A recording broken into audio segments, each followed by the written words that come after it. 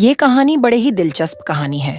आप इस कहानी को आज के दौर की कहें या कह दें कि अब्बा के दौर की, दोनों ही सही हैं, क्योंकि वक्त बदलता रहता है, लेकिन इंसान के जज्बात और उनकी आदतें बस टेक्नोलॉजी की चादर ओढ़कर नया रूप ले लेती हैं। तो सुनिए, एक दफा की बात है। एक मोहतरम शख्स थे, मुमताज साहब। रिटायरमेंट की जिंदगी बिता रहे थे।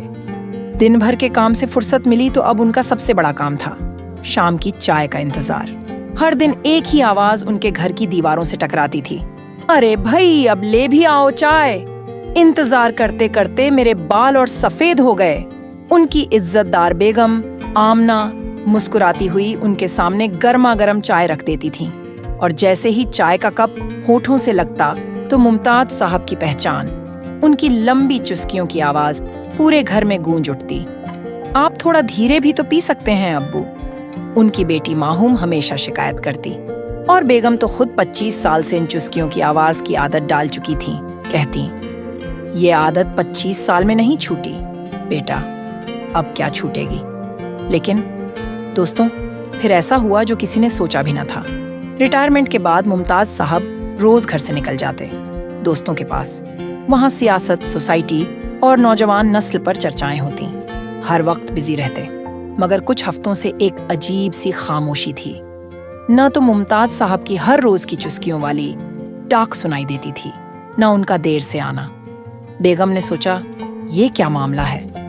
पूरा घर हैरान था। जब पूछा गया तो मुमताज साहब ने बस इतना कहा, सब दोस्तों ने स्मार्टफोन ले लिया है, बस वही मोबाइल, वही स्क्रीन, वही वीडियो। मैं क्या करता उनके बीच। बेगम समझ गईं कि वक्त बदल गया है। माहूम ने कहा, अब्बू आप भी ले लीजिए स्मार्टफोन, आपको पसंद आएगा, हम सिखा देंगे। और जब आपके हाथ में मोबाइल आएगा ना, तो वक्त का पता ही नहीं चलेगा।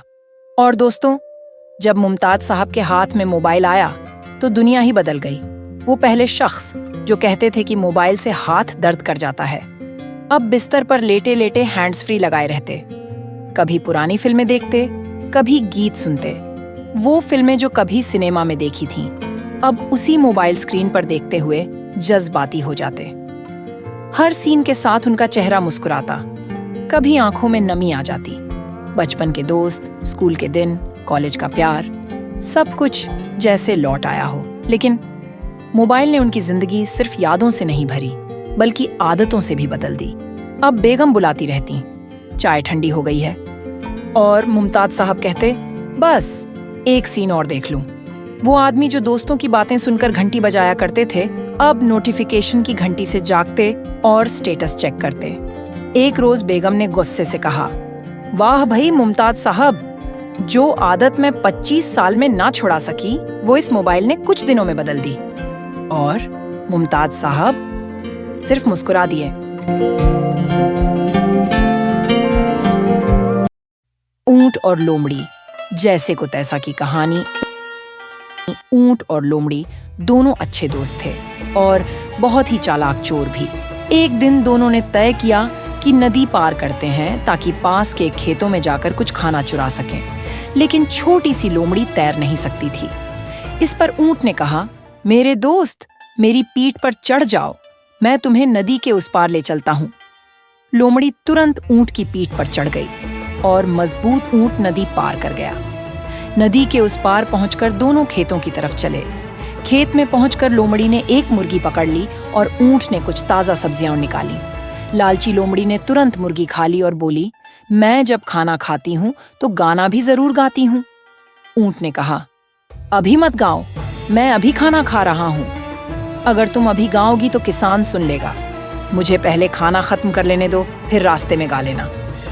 लेकिन लोमड़ी ने अपने दोस्त की बात नहीं सुनी और जोर जोर से गाने लगी। किसान ने आवाज सुन ली और एक बड़ा डंडा लेकर भागता हुआ आया। मैं तुम्हें सिखाता हूँ मेरा खाना चुराने का अंजाम, किसान गुस्से में चिल्लाया। लोमड़ी छोटी और फुर्तीली होने के कारण भाग गई, लेकिन बेचारा ऊंट अभी तक खाना खा रहा था। उसे किसान का आना नजर ही नहीं आया। किसान ने बड़े डंडे से ऊंट के पैर और पीठ पर जोर जोर से मारा। बेचारा ऊंट मुश्किल से भागकर बच पाया। नदी के पास पहुंचते ही ऊंट दर्द से कराह रहा था।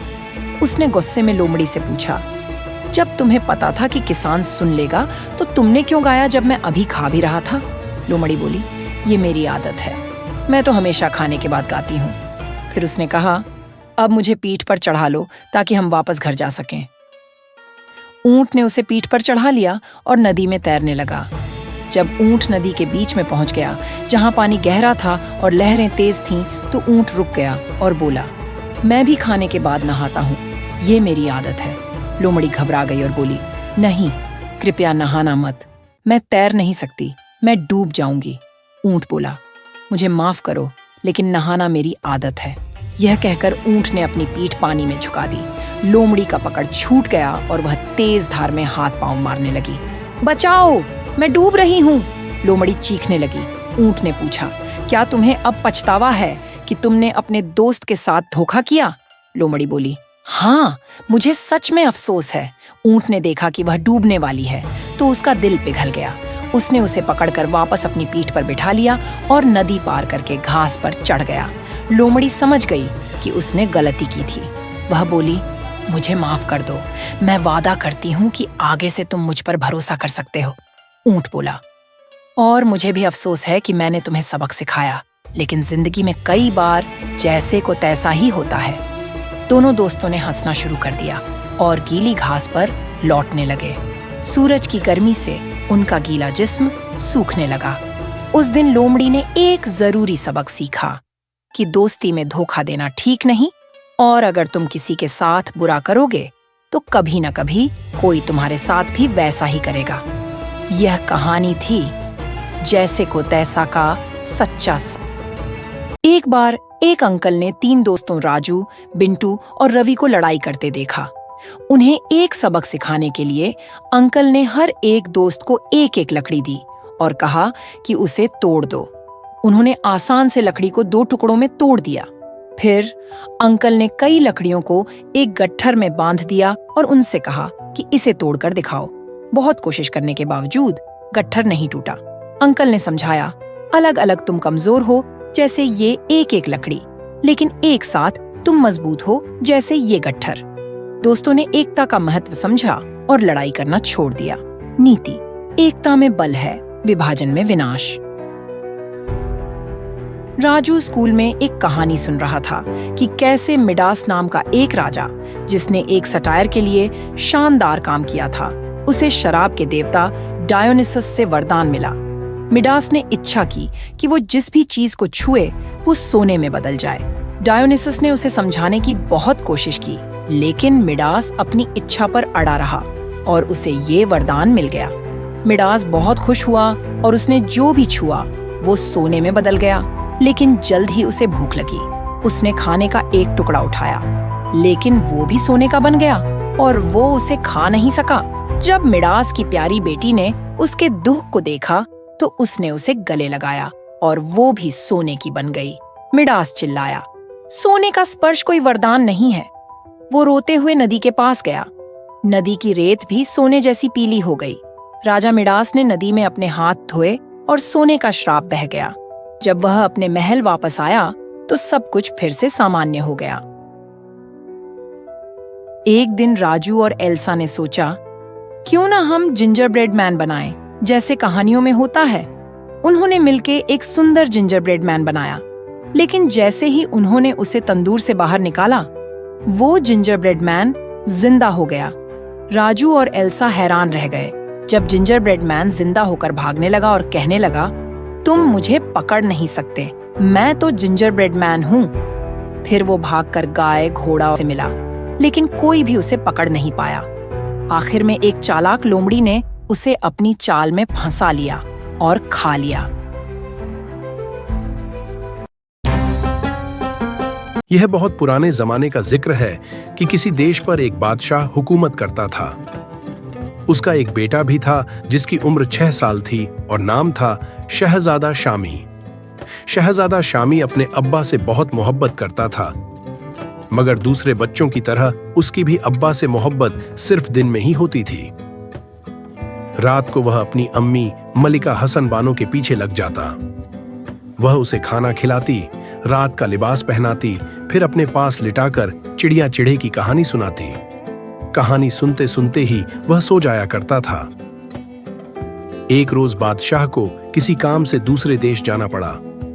जब वह सफर पर रवाना होने लगा तो शहजादा शामी जिद करने लगा कि वह भी साथ जाएगा। बादशाह को अपने बेटे से बहुत मोहब्बत थी। उसकी जिद देखकर वह परेशान हो गया। बादशाह की परेशानी देखकर मलिका हसन बानो हंसकर बोली, आप परेशान ना हो, मैं शहजादे को बहला लूंगी। हमारा शहजादा जिद थोड़ी करता है, जिद तो गंदे बच्चे करते हैं। अम्मी हुजूर, हम जिद नहीं कर रहे, हम तो बस अब्बा हुजूर के साथ चलने की बात कर रहे हैं। शहजादा शामी ने सफाई देते हुए कहा, ठीक है, लेकिन शहजादे, अगर आप चले गए तो आपकी पढ़ाई लिखाई का क्या होगा? आपके उस्ताद पूछेंगे नहीं कि शहजादा साहब कहाँ चले गए?